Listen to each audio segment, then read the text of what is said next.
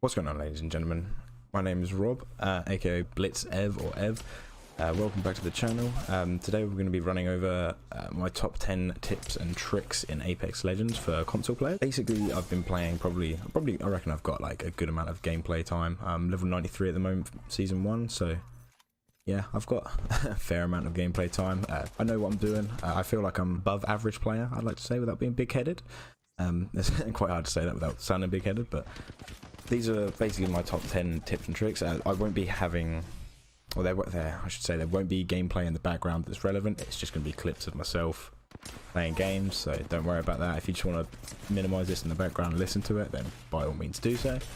But yeah, without further ado, let's get straight into it. Right, number 1, play one champion. If you can main a champion, you're going to become so much better. If you're switching between champions and your legend and your abilities, you just don't understand what's what. Multiple times, if you play a champion loads, then you play another champion, you're going to be thinking, oh, I've got a Mirage Bamboozle here, and then you're going to be pathfindering all across the map. So you play one champion, you're going to be at a much higher skill level than if you play a multiple champions. It's definitely why you see people like Dizzy, who's got like 15,000 kills on Wraith. He's incredible with it because he's played so many hours on one champion. Point number 2, this is another similar one about doing the same thing over and over again. Land in the same area all the time. Well, not maybe all the time, but as much as you can. If you land in one area constantly, you're going to know that area better than everyone else landing there. You're going to know tips and tricks of your own. You'll pick up places where you can flank from. I know for a fact that I land, I believe it's runoff, and I know like tips and tricks of how to get on the roof quicker, how to change rooms quicker, how to flank. And when you know these little tips and tricks, it just gives you that edge above other people. You also know the loot spawns, where's the best places to go loot, and it just gives you that little edge above other people, which in the early game can be all the difference. Number 3 is warm up before you play. If you're going to play with randoms and whatnot, then it doesn't really matter, you can just jump straight into a game. But if you're going to play with your mates and you're going to take it a little bit seriously, jump in, play some just training mode, pick up some guns without any attachments on, and just get your recoil control in. Flick between a couple of targets. That is going to make such a difference when you come into the game.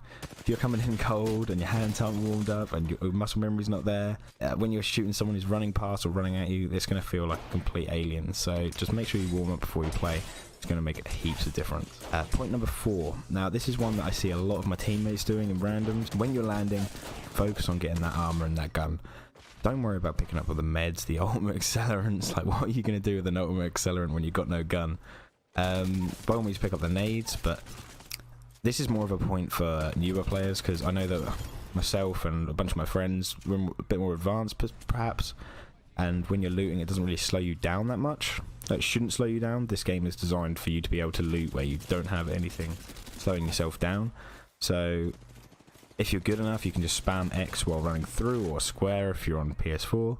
And you shouldn't lose any time, but I've seen people stopping in rooms, looking at the floor, like looking at a first aid or a syringe or a shield cell, and they're picking it up over a gun that's in the room at the same time, where, you know, if they haven't got a shield, what's the point of picking up that shield cell early on? So make sure you're looking in that room when you're looting.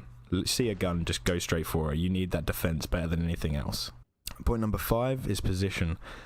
Position in this game is possibly one of the most important things, but at the same time it's not. So unlike other battle royales like PUBG, Fortnite, you can't build in this game, you can't have that strategic element as PUBG has. This is very much a shooter. It's whoever's the best shooter wins, pretty much. And if you can get that angle down so they don't have as much of a hitbox on you, but you have more on them, you're going to be able to hit more shots. Vice versa, you're going to be able to kill them quicker. That's sort of how it works. Positioning, what I also mean by that is, if you see a whole team is clumped up, there's no point you sitting with your entire team. Have a flank. If you're playing a flanking champ like Octane or Pathfinder, have a flank. Like, do anything to spread that, like, so you're not all stacked together and you can't all get killed by one grenade. Like, if you can flank around the back of them and get a whole squad wipe, beautiful.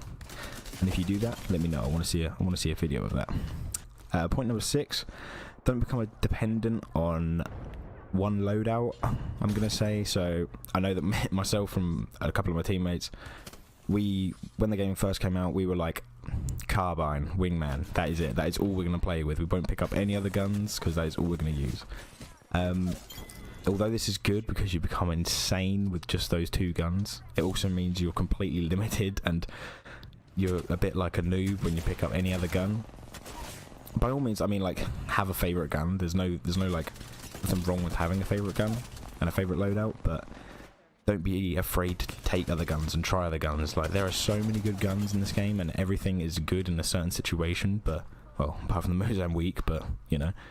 But just don't be set on having a carbine every game. Like, try something different. You're gonna like other guns, like, for sure. Like, just give it a go. Number 7. This is a properly important one, and it's something that if you actually watch people like Shroud, Dizzy, anything like that, you're gonna notice this straight away. Like, they hip fire so much more. The hip fire spray on this game is ridiculously accurate. I mean, the wingman is pretty much dead center on hip fire. It also allows you to be so more mobile. If you're playing someone like Octane or Bangalore, my god, like, or even, to be fair, even Bloodhound, if you're moving quickly, being able to hip fire is going to make you able to move so much quickly. You don't have to ADS all the time. From a good distance, by all means ADS, but when you're point blank in a room with someone, there's no point trying to ADS. You're just not going to hit every shot. Just hip fire, for fuck's sake. Same with the shotguns. The shotgun spread doesn't change unless you're using a Mozambique. You know, the spread of bullets doesn't change. So just hip fire, okay? Please, hip fire. 8. Okay, so this one is similar to the hip fire one at a sense, but like, when you've blown your load or blown your clip on someone and you haven't killed them, but you've damaged them a lot, instead of trying to reload, just switch to your second weapon. If you're running a shotgun, wingman, anything like that, I mean, even a triple take point blank, like, just hip fire them. Like, just change weapon and hip fire. That reload can get you killed so many times, and it gets me killed when I do it. But I get so many kills from railing somebody, and then I switch to my second weapon, but they reload, and then I can just kill them and get that last few bullets in. So it does make a big difference. Point number 9. God, I'm losing breath in this video. Squad the fuck up, okay? Like, having communication, or at least just get a mic, or have a mic, communicate with your team. I know in randoms on console, not many people have mics. Invite them to a party. Having people in a party, even if they're not talking and they can hear you talking, makes all the difference. You can then ask for stuff. You don't have to ping stuff all the time. You can be like, let's player on me, rather than pinging and like spamming them and then making them angry. Communication is key, and when you're with a squad as well, you can land in certain areas. You can be like, okay, we'll all land together, let's push together, let's do this together. Has anyone got this, and you can talk so much better, and it just helps. You'll realize you will win so many more games in a full squad of 3 than you will doing randoms. 100%. Just give it a go. And number 10. This is pretty self-explanatory, but stop trying to be like Shroud or Dizzy. Okay, you can watch them all you want, and you will learn so much from watching them. But my god, stop trying to beat them, okay? I do it myself. You get caught up, you think, oh, Shroud done this, he pathfindered over here and killed 6 people, I'm gonna do the same. It's not gonna happen. Even like the best console players, it's just not gonna happen. So just slow down, take your own time, just get composed, don't rush into things, and play to your own ability. By all means, if you want to try it, go ahead. But more often than not, it's just not gonna work. But yeah, so I thought I'd keep that a little bit short. It's probably the very generic tips and tricks there. I'm going to do a settings video in the near future.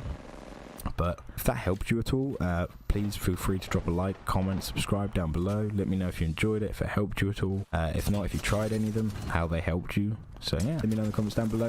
Thank you very much for watching, and I will catch you in the next one. Soon, and you better get on board, cause it's running out of room, and my circle getting smaller like I'm playing Fortnite. This a battle royale, never scared to take a fight. Am I a winner or a sinner, or I'm somewhere in between? Did the music slowly turn me to a money hungry